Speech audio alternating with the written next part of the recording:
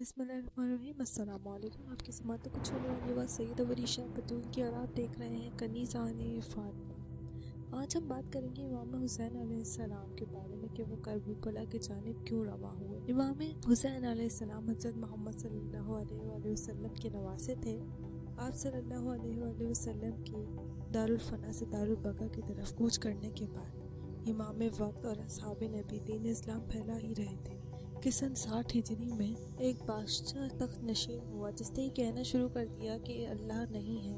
نعوذ باللہ، حضرت محمد صلی اللہ علیہ وآلہ وسلم اللہ کے آخری نبی نہیں ہے اور قرآن کوئی آسمانی کتاب نہیں ہے۔ وہ سر عام تخت پہ بیٹھ کے شراب پیتا، زنا کرتا اور ہر وہ کام کرتا جس سے ہمارے پیارے نبی حضرت محمد صلی اللہ علیہ وآلہ وسلم نے کرنے سے منع فرمایا تھا۔ وہ بہت امیر اور طاقتور تھا، اس کے پاس ہزاروں کا لشکر تھا، اس لیے ہر مسلمان خاموش رہتا اور کچھ نہ کر پاتا، لیکن امام حسین علیہ السلام اس کے آگے خاموش نہ رہے۔ انہوں نے دین کی تبلیغ کرنا شروع کر دی اور انہوں نے سب کو بتانا شروع کیا کہ ایک اللہ موجود ہے، حضرت محمد صلی اللہ علیہ وآلہ وسلم اللہ کے آخری نبی ہیں اور قرآن آسمانی کتاب ہے۔ امام حسین کی باتیں سننے کے بعد بہت سے لوگ دین اسلام کی طرف مائل ہونے لگے، اور جب یہ بات اس بادشاہ کو پتہ چلی تو اس نے اپنے لشکر کو بھیجا اور بولا کہ جاؤ حسین سے بیعت لے کر آؤ۔ امام حسین علیہ السلام کو جب یہ پتہ چلا کہ یزید کا لشکر ان کی جانب بڑھ رہا ہے، تب وہ مدینے میں تھے اور اپنے نانا جان کے شہر میں اپنا ناحق خون بہانا نہیں چاہتے تھے۔ وہ اللہ کے گھر کی جانب پناہ لینے کے لیے بڑھے۔ جب وہ مکہ پہنچے تو فوج یزید نے سوچا کیوں نہ امام حسین علیہ السلام کا سر مکے میں قلم کیا جائے تاکہ کعبے کی حرمت بھی نہ بچے اور مسلمانوں کے دلوں میں ڈر بھی بیٹھ جائے۔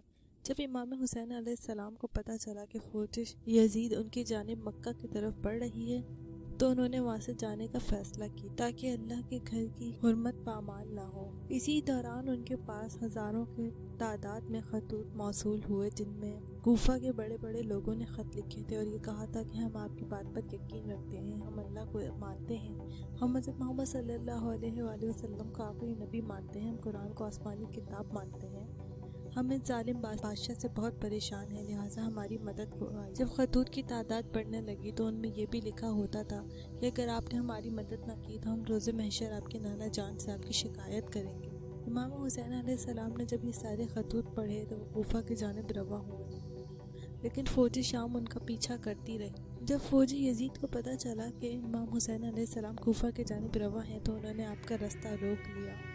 اس وقت فوج یزید کا سپہ سالار حر ابن رہائی تھا، اس نے امام حسین علیہ السلام کا رستہ روکا۔ امام حسین علیہ السلام نے اس سے کہا، کیا تم اللہ کو نہیں مانتے؟ کیا تم نبی کو نہیں مانتے؟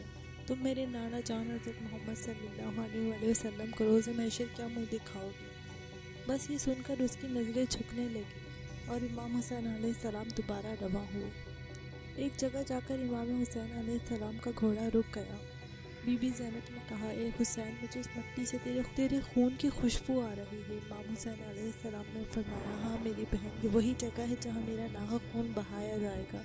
بس امام حسین علیہ السلام نے وہ جگہ خریدی اور اس کا نام جاکیر علی اکبر رکھا اور غازی عباس سے کہا، عباس، یہاں خیمے نصب کرو۔ نہر فرات کے کنارے خیمے نصب کیے گئے۔ جب یزید کو پتہ چلا کہ ان کی فوج کا سپہ سالار حر ابن رہائی امام حسین علیہ السلام کے ساتھ نرمی سے پیش آ رہا ہے تو اس نے اپنی فوج کا سپہ سالار بدل دیا اور عمر بن سعد اور شمر لعین کو لاکھوں کی تعداد کے ساتھ امام حسین علیہ السلام کی جانب بھیج دیا۔ جب عمر بن سعد اور شمر لعین آئے اور انہوں نے دیکھا کہ امام حسین علیہ السلام کے خیمے نہر فرات کے قریب لگے ہوئے ہیں تو انہوں نے سوچا کہ حسین کو پانی کے ساتھ ہرانا ناممکن ہے۔ انہوں نے سوچا کیوں نہ امام حسین علیہ السلام کے خیمے یہاں سے ہٹوا دیے جائیں تاکہ وہ ان کو پانی کے لیے ترسا سکیں۔ بس فوج یزید امام حسین علیہ السلام کے قریب آئی اور ان سے کہا کہ اپنے خیمے یہاں سے ہٹا لو۔ غازی عباس نے اپنی تلوار میان سے نکالی اور کہا، ہے کس میں اتنی ضرورت جو ہمارے خیمے یہاں سے ہٹوائے؟ امام حسین علیہ السلام نے غازی عباس کے کندھے پہ ہاتھ رکھا اور کہا، عباس، اپنی تلوار نیام میں رکھ لو، میں نہیں چاہتا کہ آنے والے وقت میں لوگ یہ کہیں کہ امام حسین علیہ السلام پانی کے لیے لڑے۔ بس پھر امام حسین علیہ السلام نے غازی عباس سے کہا، عباس، جیسے خیمے نصب کیے تھے ایسے ہی ہٹا لو اور دوسری جگہ لگا لو۔ امام حسین علیہ السلام نے خیمے دوسری جانب لگائے۔ تاریخ گواہ ہے کہ فوج شام نے ہر ظلم امام حسین علیہ السلام پہ کیا، انہوں نے امام حسین علیہ السلام کے سامنے ان کے عزیز و اقارب کو شہید کر دیا۔ 3 دن تک پیاسے رہنے کے بعد انہوں نے امام حسین علیہ السلام کے بیٹے شہزادے علی اکبر کو بھی ان کی آنکھوں کے سامنے شہید کیا۔ غازی عباس کو نہر فرات کے کنارے شہید کر دیا۔ امام حسین کے بھائی امام حسن علیہ السلام کے بیٹے شہزادے قاسم کو شہید کر کے ان کی لاش کو پامال کیا۔ امام حسین علیہ السلام شہزادے علی اصغر کو اپنے ہاتھوں پہ اٹھا کر میدان میں لائے اور کہا، تمہاری جنگ مجھ حسین سے ہے، اس میں اس معصوم بچے کا کیا قصور ہے، تم اسے تھوڑا سا پانی تو پلا دو۔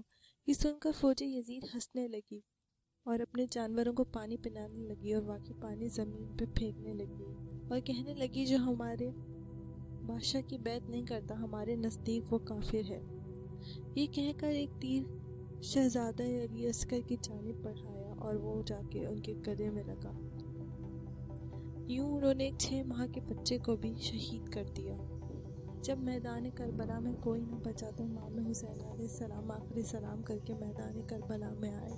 بس علی کا بیٹا کرار کی طرح لڑتا ہوا ہزاروں کی فوج سے اکیلا لڑ رہا تھا، یہاں تک کہ فوج میدان چھوڑ چھوڑ کر بھاگنے لگی تو شمر لعین اور عمر ابن سعد نے سوچا کہ یہ علی کا بیٹا ہے، اسے اس طرح سے ہرانا ناممکن ہے، تو ان لوگوں نے فوج کو حکم دیا کہ جاؤ اور دور سے جا کر تیر چلاؤ۔ تو کوئی تیر چلاتا تو کوئی بھالے مارتا، تو کسی کے پاس کچھ نہ ہوتا تو وہ کربلا کی زمین سے پتھر اٹھا کر وہ مارنے لگتا۔